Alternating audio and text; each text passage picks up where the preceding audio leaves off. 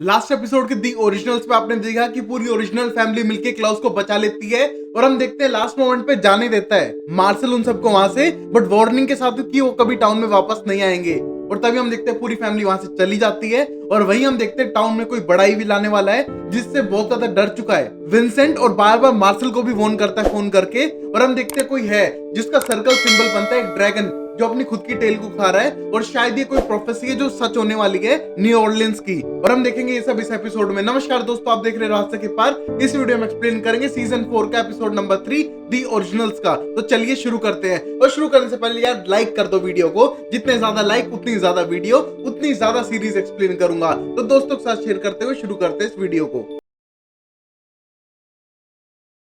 हम पहले सीन में पूरी माइकलसन फैमिली को देखते हैं जो घर पे थी, और कोल और बाकी सब यहाँ से निकलने का प्लान बनाते हैं जल्द से जल्द। बट तभी क्लाउस चिल्ला के मना करता है और बोलता है कोई यहाँ से नहीं जाएगा, आज के दिन हम एक नॉर्मल फैमिली की तरह बिताएंगे। और जब वो चिल्ला रहा था उस टाइम पे हम देखते हैं होप आ जाती है हेली के साथ में, और तभी होप बहुत ज्यादा नर्वस फील करती है क्योंकि इनमें से किसी को जानती नहीं थी।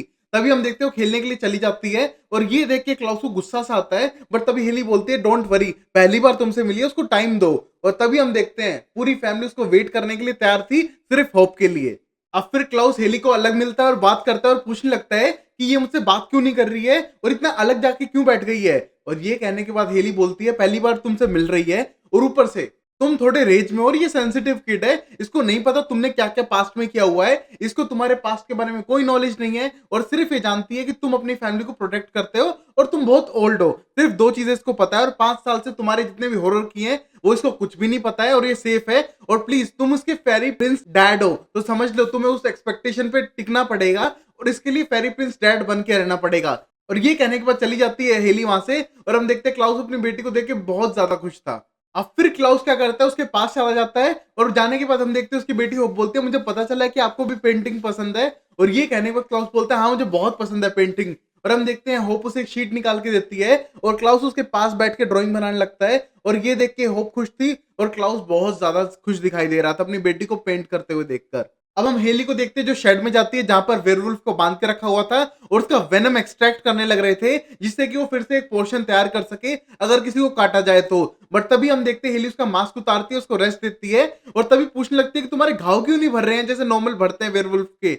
और ये कहने के बाद वो लड़की बोलती है कि मैं तुम्हारी तरह नहीं हूं, और मैं मॉडर्न लड़की हूं, और हमारे यहाँ पर ऐसा नहीं होता है, और मैं पैक में भी नहीं रहती हूँ। तुम तो अल्फा क्वीन थी ना, बट तुमने एक पैक को बिट्रे किया चंद वैम्पायर्स के लिए। और तभी हम देखते हैं वहां पर फ्रेया आ जाती है और उसका मास्क वापस लगाती है और बोलती है हिली तुमने इसका मास्क क्यों उतारा, मुझे जल्द से जल्द ज्यादा से ज्यादा वेनम चाहिए इसका। और हम देखते हैं ये देख के वहां से हिली चली जाती है क्योंकि वो अपने काइंड को सफर करते हुए नहीं देख सकती थी, और ये बात फ्रेया ने नोटिस कर ली थी। तभी फिर फ्रेया उसे पूछने लगती है कि तुम्हारे घाव क्यों नहीं हील हो रहे हैं, और उसमें दवाइयां लगाने लगती है। तभी हम देखते हैं उस मोमेंट पे वो बताती है कि वो पहले जल्दी हील हुआ करती थी, बट एक बार उसके दोस्त ने नोटिस कर दिया उसकी हड्डी टूटने पे, जहां पर अगले दिन उसका हाथ सही हो गया था, तो लोगों को शक जाने लगा। तब मैं खुद एक डॉक्टर हूं, तो मैंने अपने टिश्यू सैंपल्स में कुछ चेंजेस और बदलाव किए जिससे कि मेरी हीलिंग प्रोसेस स्लो हो जाए। और ये सुनने के बाद फ्रेया को समझ नहीं आया, और तभी वो बोलती है हर चीज मैजिक से नहीं होती है, और वैसे भी कोई भी जानवर या बीस्ट हो या वैम्पायर भी हो, वो सब बायोलॉजिकल ऑर्गेनिजम्स ही होते हैं। और ये कहने के बाद फ्रेया के दिमाग में एक प्लान काम करता है जिसको वो यूज करके शायद मार्शल को हरा दे। अब फिर रिबेका अलाइजा के साथ में थी और पूछने लगती है अब क्लाउस को अपनी लाइफ का मकसद मिल चुका है, अपनी बेटी को बड़ा करना, अलाइजा तुम्हारा क्या है। और तभी अलाइजा बोलते साथ रहूंगा और क्या। और तभी रिबेका बोलती है नहीं कुछ और तो होगा, इतनी इमोर्टैलिटी है तुम्हारे पास, तुम क्या करोगे इसका। और ये कहने के बाद अलाइजा बोलता है वो तो मैंने सोचा ही नहीं। और तभी उससे पूछता है कि तुमने क्या सोचा है। और तभी रेबेका बोलती है अब मार्शल तो जा चुका है, मुझे अपनी लाइफ की नई स्टार्टिंग करनी पड़ेगी। और ये कहने के बाद वहां से चली जाती है, और अभी भी अलाइजा सोच रहा था कि आगे वो अपनी लाइफ में करना क्या चाहता है। अब फिर रेबेका जाती है किचन में, और हम देखते हैं किसी पे फीड करने लग रहा है कोल, और हम देखते हैं कोल से बोलती है कंट्रोल तो करो अपने आप को। और तभी कोल गुस्से में दिखाई दे रहा था, बोलता हमको यहाँ पर कब तक रुकना पड़ेगा, और 5 साल हम एक घर में सारे साथ रहे हैं, और फिर से हम फिर साथ रह रहे हैं, मुझे बाहर की दुनिया देखनी है। 1000 साल से तुम एक दूसरे के साथ रह के तंग नहीं पा गए हो। और ये कहने के बाद बोलते हैं हाँ हम एक दूसरे को बिट्रे करते हैं, गुस्सा करते हैं, बट हम साथ रहते हैं। और कोल हम देखते हैं इसमें कोई भी इंटरेस्ट नहीं दिखाता साथ रहने में, और उसको यहाँ से जाने में ज्यादा इंटरेस्ट था। अब फिर हम देखते हैं हिली जाती है सीधा एलाइजा के पास में, उससे बात करने लगती है, और बोलती है 5 साल से उसने बहुत गलत काम भी किए हैं, होप को छुपाने के लिए और सीक्रेट बचाने के लिए कई मासूमों की भी उसने जान ली है, सिर्फ सीक्रेट बना रहे कि वो कहां पर है। और ये कहने के बाद सैड हो जाती है और बोलते हैं कुछ तो मैंने सेल्फिश रीजन से भी किए क्योंकि मैं तुमसे प्यार करती थी।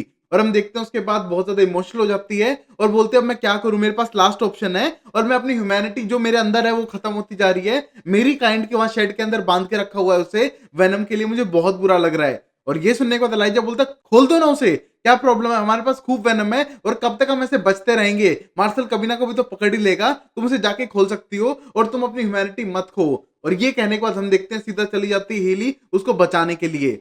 अब फिर हेली जाती है शेड में, उसको खोलती है और बोलती है जल्द से यहाँ भाग जाओ, कोई आ रहा है। और तभी हम देखते हैं पीछे फ्रेया थी और फ्रेया पूछती है वो कहां पर है, बट हम देखते हैं वहां पर हेली नहीं बताती है और हेली को फेंक के मारती है फ्रेया गुस्से में और बोलते हैं मुझे वो चाहिए और तुम उसकी तरफदारी मत करो, मुझे मेरी फैमिली को जिंदा रखना है। और तभी आगे जाने लगती है और वहां पर रोकता है उसे अलाइजा और बोलता है प्लीज रहने दो फ्रेया, अब हमको इतनी जरूरत नहीं है उसकी और हमको किसी को इस तरह बंदी नहीं बनाना चाहिए। और ये कहने को फ्रेया को वहां से जाने देता है और हम देखते हैं हेली ये सुन के खुश थी। अब फिर क्लाउस घूमने लग रहा था जंगल में होप के साथ में और तभी हम देखते हैं क्लाउस अपने बचपन की कहानियां बताने लगता है कि किस तरह वो पेंट करा करता था और वो कैसे सिर्फ 2 कमरों में पूरी फैमिली रहा करती थी। और ये सब बात करते हुए वहां पर पहुंचते हैं जंगल में जहां पर वो एक बटरफ्लाई को देखते हैं जिसका पंख टूटा हुआ है और ये देख के होप अपना ब्रेसलेट उतारती है और मैजिक से उसको सही करके बोलती है प्लीज मम्मी को मत बताना इसके बारे में। और तभी क्लाउस खुश होता है कि उसकी बेटी मैजिक भी कर सकती है उनकी फैमिली की दूसरी विचेस की तरह। और ये कहते हुए वो करने लगते हैं और तभी होप बोलती है मम्मी ने बताया कि फ्रेया आंटी मुझे सिखाएंगी मैजिक करना। और ये कहने के बाद क्लाउस बोलता है तुम्हें सीखने की क्या जरूरत है होप, अभी से तुम इतनी इंटेलिजेंट हो इन चीजों के बारे में। और तभी वो करने लगते हैं और तभी हम देखते हैं होप को ठंड लगने लगती है और ये देख के क्लाउस उसे घर के अंदर ले जाता है और हम देखते हैं पीछे से एक ब्लू लाइट आने लग रही है जो होप तक पहुंचना चाहती है और हम देखते हैं होप को समझ नहीं आता वो क्या चीज है और शायद ये कोई शैतानी शक्ति है जो होप तक पहुंचने की कोशिश कर रही है।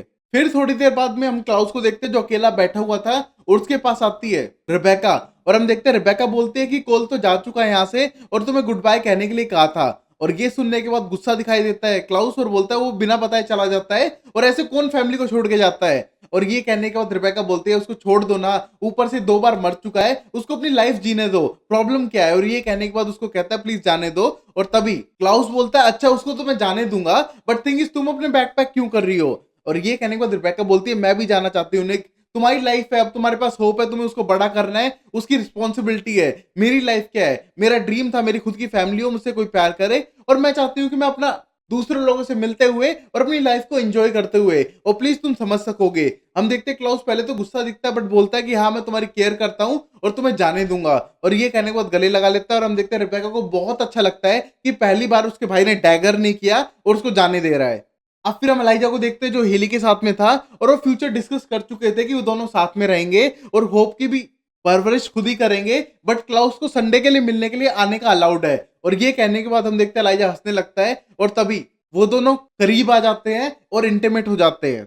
अब फिर हम विंसेंट को देखते हैं जो उस बुक को जला देता है जो उसने कपबोर्ड में छुपा के रखी हुई थी और हम देखते हैं जलाते समय फ्लैशबैक का सीन देखता है जहां पर मार्शल टाउन पे रूल करा करता था पहले और वो 8 साल पहले की बात थी। तभी हम देखते हैं वहां पर उसकी वाइफ आती है जो ईवा सिंक्लेयर थी। तभी हम देखते हैं वो वेट कर रहा था उसका और हम देखते हैं वो लेट आती है और उसके लिए उसके फेवरेट स्नैक लेकर आई थी बट हम देखते हैं बहुत ज्यादा गुस्सा दिखाई दे रहा था और बोलता है प्लीज तुम वहां मत जाया करो, मार्शल की टेरिटरी में जाओगे तो कोई पंगा हो सकता है और तुम ऐसे नहीं जाना चाहिए। और ये कहने के बाद गुस्सा दिखाई दे रहा था बट तब उसकी वाइफ बोलती है कि वो प्रेग्नेंट है और शायद हमको अब टाउन छोड़ देना चाहिए, हर जगह मार्शल नहीं होगा, हम नॉर्मल लाइफ जिएंगे। बट तभी हम देखते हैं साफ मना करता है विंसेंट और बोलता है ऐसा बिल्कुल नहीं होगा, हम न्यू ऑर्लिंस से बिलोंग करते हैं और ये हमारा टाउन है, हम इस टाउन को छोड़ के नहीं जाएंगे, सिर्फ तुम मुझे 6 महीने दो, मैं मार्शल को खत्म कर दूंगा, इस टाउन से भगा दूंगा जिससे कि टाउन फिर से विचिस का हो सके जैसे पहले हुआ करता था, और प्लीज 6 मंथ दो मुझे। और तभी हम देखते हैं उसकी वाइफ ईवा सिंक्लेयर इसके लिए अलाउ भी कर देती है। अब फिर हम देखते हैं उसका इमेजिनेशन टूटता है जो पुरानी बातों को याद कर रहा था विंसेंट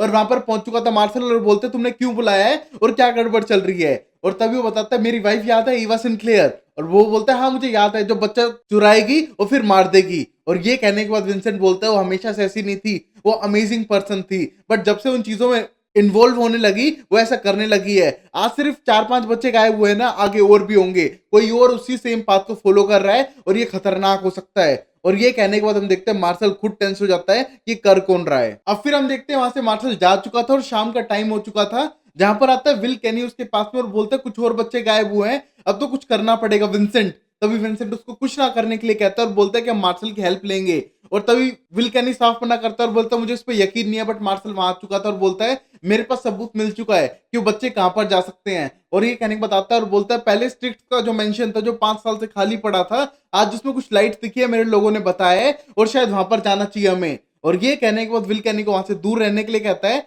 और हम देखते हैं विल कैनी को वहां से भेज देते हैं उसकी खुद की सेफ्टी के लिए और पुलिस की सेफ्टी के लिए। और तभी हम देखते हैं मार्शल उस आग में से वो बुक निकालता है और बोलता है तुम ये शायद सुबह जलाने की कोशिश कर रहे थे, तब तक जली नहीं। और ये सुनने के बाद एकदम टेंस हो जाता है विंसेंट कि आग में भी वो किताब नहीं जल रही है। और ये देखने के बाद विंसेंट बोलता है मार्शल इस बुक को मुझसे दूर से दूर रखने की कोशिश करना, और अगर मैं इस बुक के लिए आऊं तो मुझे जान से मार देना। और हम देखते हैं विंसेंट के ये वर्ड सुनने के बाद मार्शल खुद टेंस था कि ऐसी बातें क्यों कर रहा है और ये बुक कितनी खतरनाक हो सकती है। अब फिर हम विंसेंट को मार्शल के साथ देखते हैं जो पहुंच चुके थे स्ट्रिक्स की बिल्डिंग में, और विंसेंट बहुत ज्यादा टेंस दिखाई दे रहा था। और ये देख के मार्शल बोलता है तू तो कभी टेंस नहीं होता, क्या गड़बड़ है। और तभी वो बोलता है 8 साल पहले वाली बात याद आने लग रही है जब मेरी वाइफ के साथ ये सब हुआ था। और ये कहने के बाद बताता है कि वो एक तरह से टेक डाउन करने वाला था मार्शल के ऊपर, क्योंकि वो विचेस को टेरिफाइड कर रहा था। बट मार्शल अपने डिफेंस में बोलता है कि वो ढवीना की प्रोटेक्शन के लिए सब कर रहा था। बट तभी हम देखते हैं विंसेंट इसके लिए एग्री नहीं करता और बोलता है तू विचेस का दुश्मन बन चुका था और उस मोमेंट पे मैं कोई ऐसा मैजिक ढूंढ रहा था जो बहुत ही ज्यादा पावरफुल हो। और एक दिन जब मैं घर लौटा एक बुक मेरी टेबल पे रखी हुई थी जिस बुक को मैंने तुम्हें जलाने के लिए कहा था, और तभी मैंने डार्क मैजिक शुरू कर दिया करना और सैक्रिफिशियल मैजिक था उसके अंदर। और उस बुक में किसने ये बुक मुझे दी है वो कुछ भी नहीं लिखा हुआ था, सिर्फ उसमें मैजिक था। और ये कहने के बाद मार्शल बोलता है कोई नहीं, वो पुरानी किसी की बुक होगी और एंसेस्ट्री मैजिक ही तो होगा। और ये कहने के बाद विंसेंट बोलता है नहीं, वो उससे भी कुछ पुराना था, एंसेस्टर से पुराना था और बहुत ही ज्यादा डार्क था। बट फन फैक्ट तो ये है जो पूरी किताब है वो मेरी हैंडराइटिंग में है और मुझे याद ही नहीं है मैंने वो कब लिखी है। और ये सुनने के बाद अब मार्शल भी टेंस्ड होने लगता है कि ये कौन सी चीज है जो इतनी ज्यादा पावरफुल है। अब फिर हम फ्लैशबैक का सीन देखते हैं जहां पर विंसेंट मैजिक करने का ट्राई कर रहा था, बट बोलते हैं कुछ और चाहिए इसको, कुछ पावरफुल जो किसी जानवर की सेक्रीफाइस से ज्यादा है। और तभी हम देखते हैं उस मोमेंट पे ईवा बोलते है वो हेल्प करना चाहती है, बट ईवा को मना करता है। और तभी ईवा बोलती है उसके पास मैजिकल स्पेल भी है और वो पावरफुल भी है और हम एक टीम है और हमको साथ मिलके करना चाहिए, और शायद वो तुम्हारी सबसे प्यारी चीज की बलि चाहती है। और तभी हम देखते हैं चिड़िया को निकालती है जो उनके पास थी, उसकी गर्दन तोड़ती है, उसमें से खून निकालती है और उस मैजिक स्पेल पे डालती है। और हम देखते हैं ये करने के बाद वो दोनों स्पेल करने लगते हैं और उस पॉइंट पे हम देखते हैं कि वो जो आत्मा थी वो खुश हो जाती है और वहां पर ब्लू लाइट आने लगती है चारों तरफ। और ये बताते हुए मार्शल के साथ जाने लग रहा था उन जंगलों में और बताता है कि वो अपनी वाइफ को खोने का जिम्मेदार वो खुद है और वो डेली इस बात को रिग्रेट करता है, बट अब उसमें कुछ नहीं किया जा सकता। और ईवा ने बच्चे चुराने इसलिए शुरू कर दिए थे क्योंकि वो बच्चों से बहुत ज्यादा प्यार करती थी और खुद भी एक प्रेग्नेंट वुमन थी, और ऊपर से मैंने उसे मना कर दिया था ये सब करने के लिए और मैं खुद डर चुका था बच्चों की सेक्रीफाइस का नाम सुनते ही। तो हम देखते हैं कि ईवा ने छुप छुप के बच्चों को चुराना शुरू कर दिया मारने के लिए। और ये कहने के बाद हम देखते हैं वो उस बिल्डिंग के पास पहुंच रहे थे। अब फिर वो उस बिल्डिंग के अंदर जाते हैं और हम देखते हैं वहां पर 4 बच्चों के ऊपर सेक्रीफिशियल मैजिक चलने लग रहा था और वो बंदा मार्शल को देखते ही मारता है, उसको दीवार में गाड़ देता है। और हम देखते हैं दूसरी साइड से आता है विंसेंट और उसको गिराता है मारकर। और हम देखते हैं वो बंदा बोलता है विंसेंट तू आ गया। और तभी हम देखते हैं विंसेंट को ये बंदा याद नहीं था और विंसेंट को बोलता है वो बंदा कि मुझे तू याद है, तू ही तो हमको यहाँ पर लेकर आया था और तुझे वो चीज बहुत ज्यादा प्यार करती है और जैसे तेरी वाइफ को क्या करती थी। और ये कहने के बाद विंसेंट को अपनी वाइफ का नाम पे गुस्सा आता है और वो उसे मारने लगता है। बट हम देखते हैं उस बंदे का मैजिक विंसेंट से भी ज्यादा स्ट्रॉन्ग था और वो उसको दूर घेरता है और बेहोश कर देता है। अब वही हम फ्रेया को देखते हैं जो उस वुल्फ के पीछे जाती है जहां पर वो वुल्फ वहां से भागने का ट्राई कर रही थी, बट तभी हम देखते हैं उसको गिराती है जमीन पर और बोलती है मेरे साथ चलो, मेरी हेल्प करनी पड़ेगी तुम्हें, तुम्हारे पास कोई ऑप्शन नहीं है। और तभी हम देखते हैं वुल्फ को अपने मैजिक से जमीन पे गिराती है और उसको फोर्स करती है अपने साथ जाने के लिए। यहाँ पर एलाइजा ने उसे साफ मना किया था ये सब करने के लिए, फिर भी वो करती है क्योंकि उसको लगता है उसकी फैमिली की जान बचानी अभी भी जरूरी है। अब फिर वो बंदा विंसेंट को मारने के लिए आगे बढ़ता है जब विंसेंट होश में आता है और बोलता है तेरा उठने का ही वेट कर रहा था, बता तेरी मौत कैसे होनी चाहिए विंसेंट। तभी फिर हम देखते हैं पीछे से मार्शल उस पर अटैक करता है, उसे मारने लगता है और मार्शल को जैसे पकड़ने लगता है उसी वन पे विंसेंट पीछे से उसकी गर्दन तोड़ता है और उसको मार डालता है।